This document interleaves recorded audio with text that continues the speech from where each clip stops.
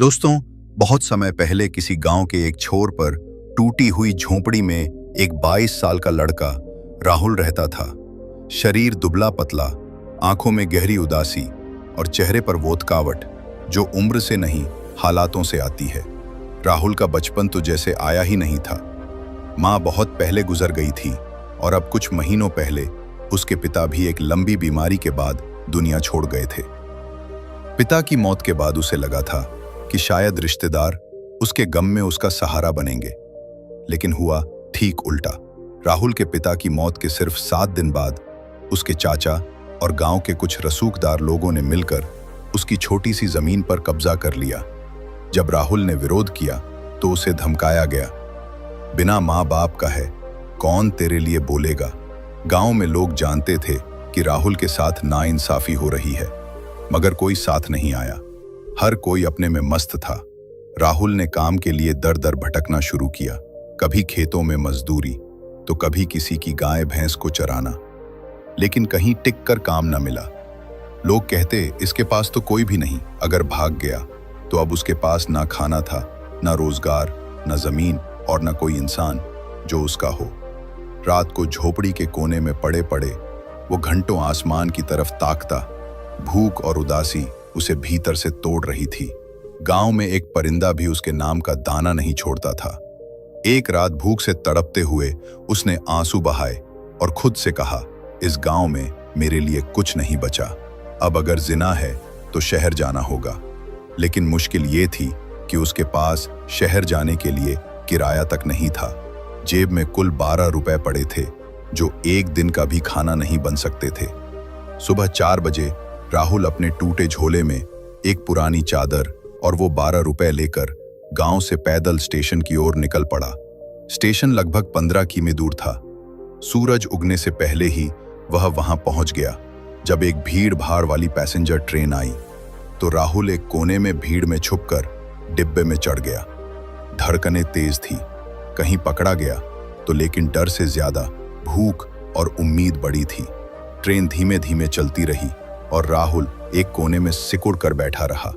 उसकी आंखें बाहर के नजारों में खोई थी, लेकिन मन में बस एक ही सवाल, अब आगे क्या।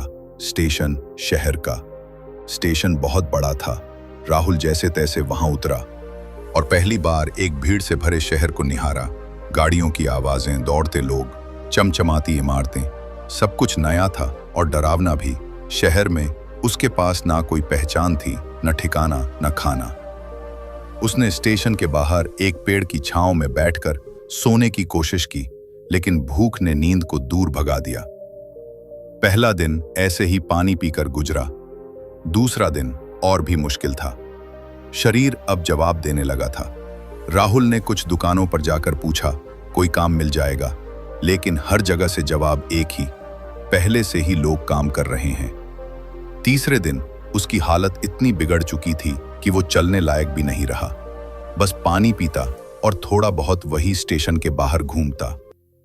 कपड़े गंदे हो चुके थे, चेहरा पीला पड़ गया था और आंखों के नीचे काले घेरे उभर आए थे।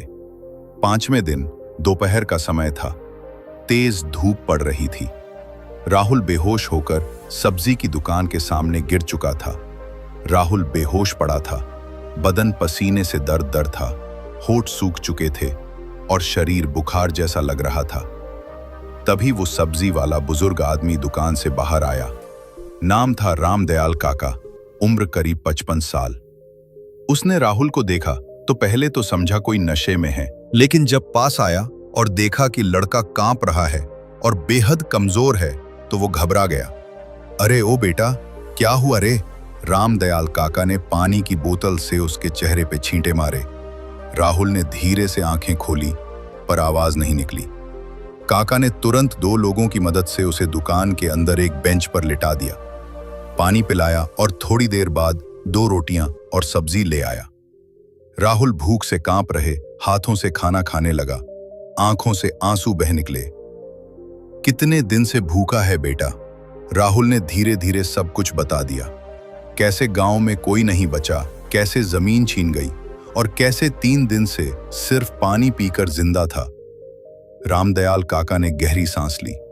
बेटा, अभी तू कुछ मत सोच, आराम कर। आज से तू यहीं रहेगा, दुकान पर मेरी मदद कर देना, बदले में खाना और रोज के 20 रुपए दूंगा। राहुल की आंखों में चमक आ गई। पहली बार शहर में किसी ने इंसान समझा था। अगली सुबह राहुल सूरज निकलने से पहले ही उठ गया। उसने दुकान की पूरी सफाई की, टोकरी में सब्जियां जमाई, पानी भरकर रखा और काका के आने से पहले सब तैयार कर दिया। काका मुस्कुराया। वाह बेटा, तू तो बड़ा जिम्मेदार निकला। राहुल ने विनम्रता से कहा, बस काम मिलता रहे साहब, भूखा नहीं रहना चाहता। अब उसका दिन दुकान की सफाई, सब्जी बेचने, ग्राहकों से बात करने में बीतता। हर शाम काका उसे खाना देता और जेब में 20 रुपए रख देता। कई दिन ऐसे ही बीते। राहुल मेहनती था, ईमानदार था और सबसे बात भी अच्छी करता। लोग उसे पहचानने लगे। एक दिन काका ने कहा, बेटा तेरी मेहनत देखकर अच्छा लगता है, लेकिन सब्जी की दुकान तो सीमित काम है।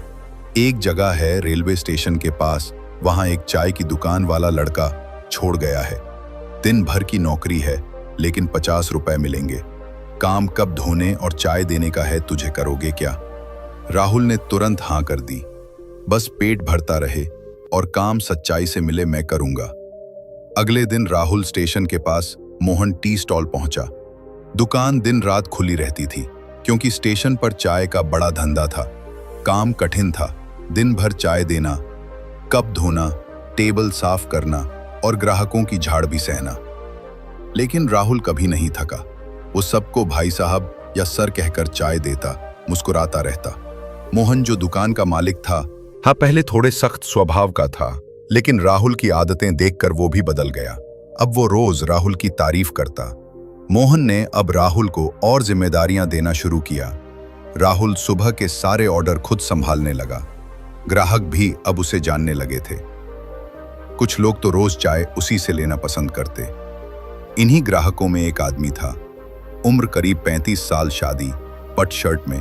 हर रोज सुबह 7 बजे स्टेशन पर आता और राहुल से ही चाय लेता। उस आदमी ने एक दिन कहा, तुम बहुत अच्छे से बात करते हो, मेहनती भी लगते हो, क्या इससे बेहतर नौकरी करोगे? राहुल ने तुरंत सिर हिलाया, जी सर, जरूर करूंगा। उस आदमी ने अपना नाम बताया। अमित मिश्रा एक बड़े कैफे में सुपरवाइजर था। उसने अगले दिन राहुल को एक छोटे कैफे में वेटर की नौकरी दिलवा दी। खाना, अच्छा तनख्वाह, 6,000 रुपए महीने और हर दिन टिप भी मिलने की उम्मीद। राहुल अब साफ कपड़ों में रहता, समय से कैफे पहुंचता, मुस्कुराकर ग्राहकों का स्वागत करता और ऑर्डर लेता। जब समय मिलता वो दूसरों के काम में भी हाथ बटाता। 1 साल ऐसे ही बीत गया। राहुल अब कैफे का सबसे भरोसेमंद कर्मचारी बन चुका था। वो टिप मिलाकर महीने के 8,000 रुपए तक कमा लेता था। उसके जीवन में अब ठहराव आ रहा था। भूख से लड़ता राहुल अब दूसरों को खाना परोस रहा था, कैफे के मालिक को। राहुल की मेहनत, ईमानदारी और व्यवहार इतना पसंद आया कि एक दिन उसने कहा, राहुल, अब से तुम इस कैफे के सुपरवाइजर हो, स्टाफ तुम्हारे नीचे काम करेगा, सैलरी 12,000 होगी। राहुल की आंखें नम थी। उसे खुद पर गर्व हुआ। राहुल अब रात को थोड़े पैसे बचा लेता, बचे पैसे बैंक में जमा करता। 3 साल बीते। अब राहुल 25 साल का हो चुका था और उसी कैफे का मैनेजर बन चुका था। अब राहुल अपने गांव लौटना चाहता था, सिर्फ अपने पुराने जख्मों को देखने नहीं, बल्कि वो जमीन वापस लेने जिसे रिश्तेदारों ने छीन लिया था। राहुल जानता था अब वो अकेला और लाचार नहीं है। उसके पास पैसे थे, समझ थी और हक के लिए लड़ने की ताकत थी। राहुल ने अपने मालिक से 1 महीने की छुट्टी ली और गांव जाने का पक्का इरादा कर लिया। उसने एक छोटा बैग तैयार किया जिसमें पुराने गांव की जमीन के कागज और कुछ जरूरी चीजें रखी। रेल की सीट पर बैठा राहुल खिड़की से बाहर देखता रहा। खेत, नदी, पहाड़ सब वही थे, लेकिन इस बार वो देखने वाला बदल गया था। गांव पहुंचते ही लोगों ने उसे देखा, पर पहले की तरह नजरें नहीं चुराईं। अब उसकी चाल में आत्मविश्वास था, कपड़े साफ और सलीके से पहने थे, आंखों में डर नहीं था। उसके घर की जगह अब एक खंडहर जैसा ढांचा बचा था। उसी जगह अब उसके चाचा का कब्जा था, वही चाचा जिन्होंने जमीन हड़प ली थी जब राहुल के माँ बाप की मौत हुई थी। राहुल चुपचाप गांव के पटवारी के पास पहुंचा और जमीन से जुड़े कागज दिखाए। पटवारी ने फाइलें देखकर कहा, कागज तो तेरे नाम के हैं बेटा, पर चाचा ने झूठा हलफनामा लगाकर जमीन पर कब्जा किया है, केस डालना पड़ेगा। राहुल को पहले से ही अंदाजा था कि ये लड़ाई आसान नहीं होगी, लेकिन इस बार वो कमजोर नहीं था। राहुल ने पास के शहर में एक वकील से मिलकर जमीन के हक की लड़ाई शुरू की। सबूत मजबूत थे, कागज राहुल के नाम के थे, जमीन उसके पिता की थी और कब्जा चाचा ने जबरन किया था। गांव में कान्हा फूंसी शुरू हो गई। अरे वो लड़का वापस आया है, अब तो बड़ा आदमी बन गया लगता है। हाँ, केस भी कर दिया है चाचा। पर चाचा को पहले विश्वास नहीं हुआ कि राहुल ये सब कर सकता है। लेकिन जब कोर्ट से नोटिस आया तो वो भड़क उठा और बोला, तू जैसे भिखारी की औकात नहीं जो मुझसे जमीन छीने। लेकिन इस बार राहुल चुप नहीं रहा। उसने सीधे आंखों में देखकर कहा, अब मैं वो राहुल नहीं हूं चाचा जो भूखा मरता था। अब मैं जानता हूं कि हक कैसे लिया जाता है। मुकदमा करीब 4 महीने चला। चाचा की चालें, झूठे गवाह सब पेश हुए, लेकिन राहुल का सच और उसके कागज भारी पड़े। अंत में अदालत ने फैसला दिया, जमीन राहुल कुमार के नाम है, कब्जा हटाकर उसे सौंपा जाए। गांव के लोग गवाह थे उस दिन जब पटवारी, पुलिस और वकील के साथ राहुल अपने खेत पर खड़ा था। वही खेत जहां उसके माँ बाप ने काम किया था और जिसे वो बचपन में देखा करता था। राहुल ने गांव में ही रहने का फैसला किया। उसने शहर की नौकरी छोड़ी क्योंकि अब उसका सपना बदल चुका था। उसने उसी जमीन पर एक छोटा सा सब्जी और दूध का कारोबार शुरू किया। शहर में सीखा हुआ अनुभव उसने गांव में लगाया। साफ सफाई, समय की पाबंदी, अच्छे व्यवहार से उसने सिर्फ 1 साल में गांव में अपनी अलग पहचान बना ली। अब राहुल सिर्फ खुद के लिए नहीं, गांव के 2 और लड़कों को नौकरी पर रखता था। हाँ, वो रोज उन्हें सिखाता, ईमानदारी से काम करो, कभी भूखे नहीं मरोगे। एक दिन वही रामदयाल काका गांव घूमने आए। उन्होंने राहुल को देखा तो गले लगा लिया। बेटा, तूने तो कमाल कर दिया। तू भूख से लड़ा, अपनों से लड़ा और जीत गया। राहुल मुस्कुराया, काका, आपने उस दिन मुझे 2 रोटियां ना दी होती तो आज ये दिन नहीं देख पाता। लेकिन अब मैं वादा करता हूं, मेरे गांव में कोई लड़का भूखा नहीं सोएगा। दोस्तों, संघर्ष वो नहीं होता जहां तुम्हें 2 वक्त की रोटी मिल रही हो, पहनने को कपड़े मिल रहे हो और फिर भी तुम खुद को समझा रहे हो कि मैं संघर्ष कर रहा हूं।